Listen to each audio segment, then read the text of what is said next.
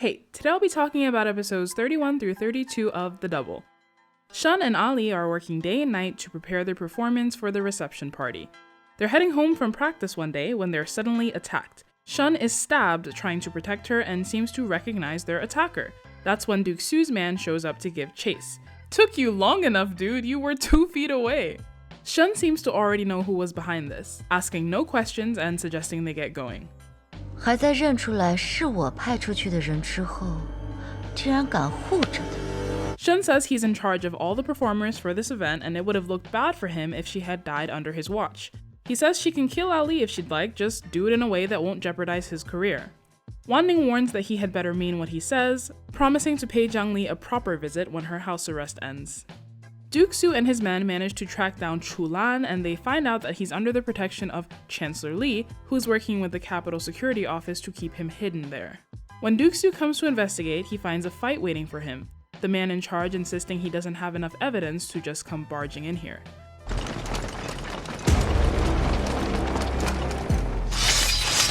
Well, isn't that just embarrassing for you, Li? Why all that grandstanding if you can't even back it up? Also, why are you here? Are you not even trying to hide anymore that you're working with the bad guys?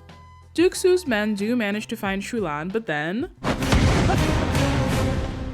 How do they still never see this coming? Get some gas masks in the budget. Chancellor Li wants to know who leaked the information about Chulan's location and turns his suspicion toward his son. At first, I thought he was being paranoid because why in the world would he do this, but then Big Brother Li admits that he did leak the information, thinking it would be a good opportunity to humble and embarrass Duke Su. He never thought the Emperor would allow him to use his special forces to bolster his ranks and force their way in.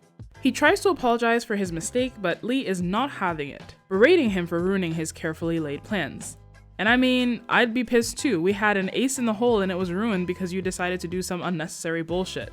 Li's not a perfect strategist, but compared to his sons, he's Sun Tzu himself.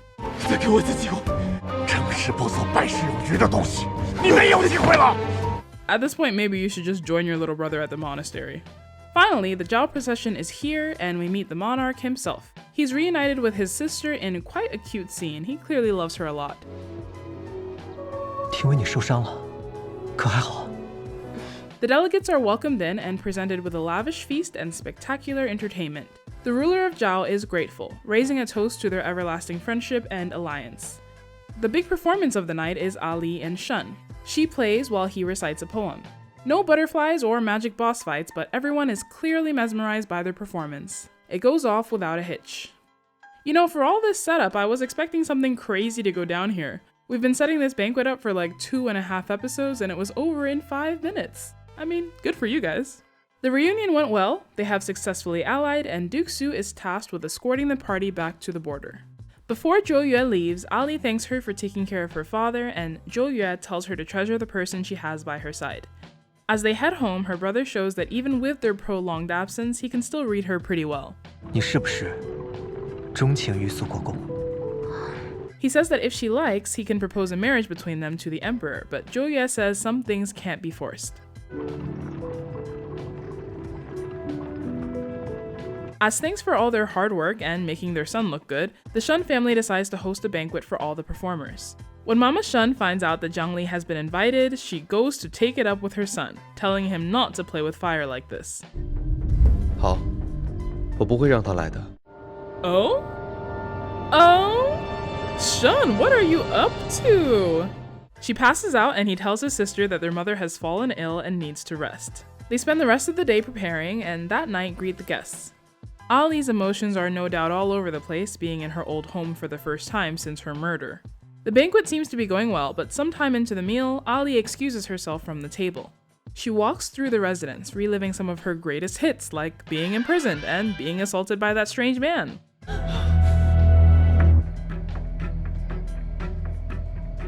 不装了。 Finally. She doesn't try to deny it, and instead asks him why it has taken him so long to say it plainly.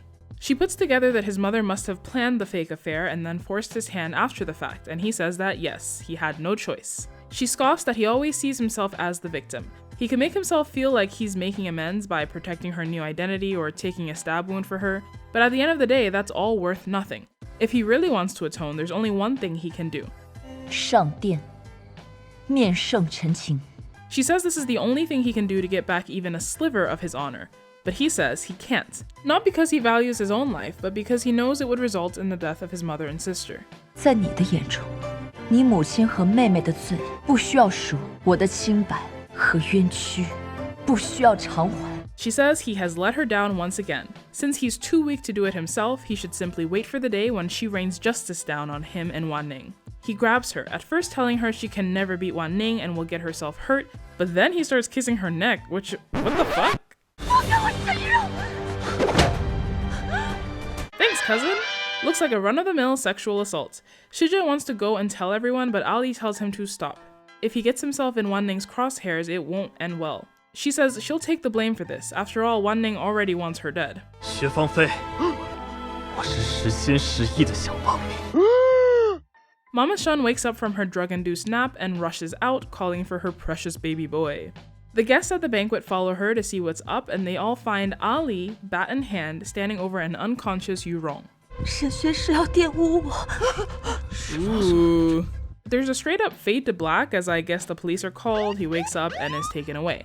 I mean, the story is 100% believable, especially with everyone on the planet knowing about the resemblance to his late wife.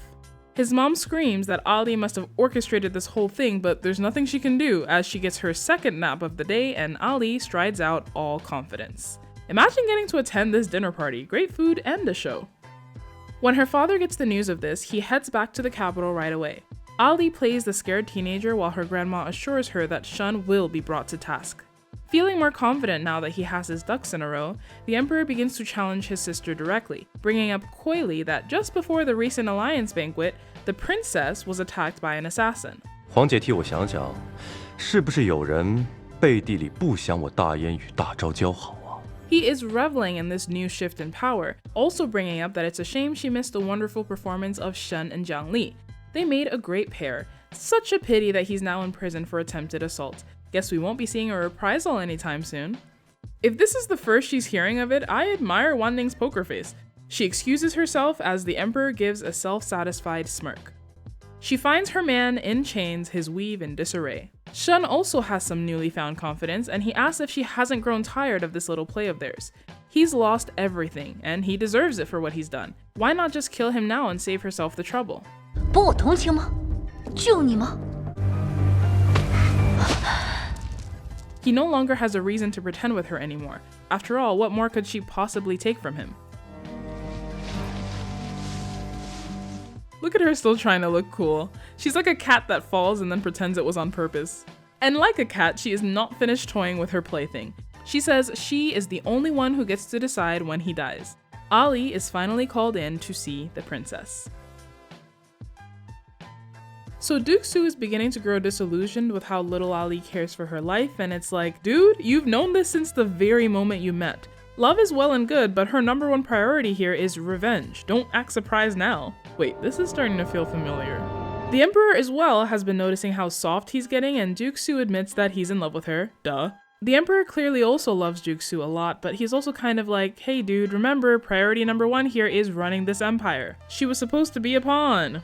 她早就不是一颗棋子了。 By the way, can I just say, their friendship is to die for. They are so sweet. We got a flashback to when they were little with baby Emperor wondering why his father chose him and baby Su encouraging him and promising to always be by his side. I mean, and the Emperor seems like such a good guy.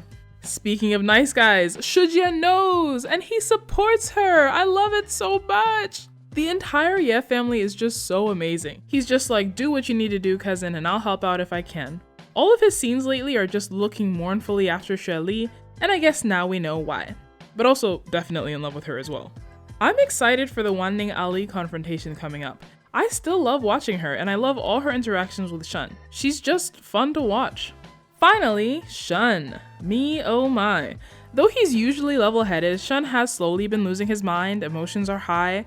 I buy him pulling something like this. And yeesh, how terrifying that must have been for Ali, because really, after murder, as far as she knows, he's capable of anything. But back to the conversation, Ali brought up some really good points that gave me pause, especially about valuing the lives of his mother and sister over hers. I do hate his mom, and his sister is annoying, and it's true they didn't like Xue Li, But the crux of the matter, to me anyway, is still that they did it under threat of losing their lives if they didn't do what Wanning wanted. And if he confesses now, all three of them will be killed for what they did.